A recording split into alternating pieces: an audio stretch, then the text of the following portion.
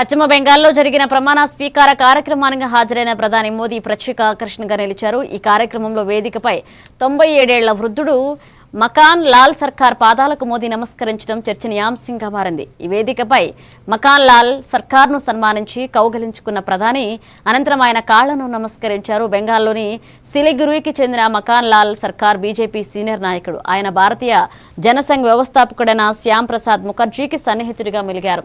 ఇక ఆయనకు సహాయకుడిగా పనిచేశారు.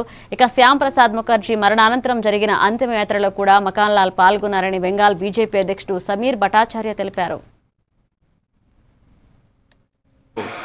এবং তার সেই যাত্রার যিনি সহযোগী ছিলেন সেই মাখনলাল সরকার ৯৭ বছর বয়স হয়েছে তার, তিনিও আজকের দিনে আমাদের এখানে এসে উপস্থিত হয়েছেন। শ্রী মাখনলাল সরকার তারপরে দিল্লিতে একটি দেশাত্মবোধক গান গাওয়ার জন্য দিল্লি পুলিশ তাকে গ্রেপ্তার করে, কংগ্রেসের সরকার নিয়ে যাওয়া হয় বিচারালয়ে।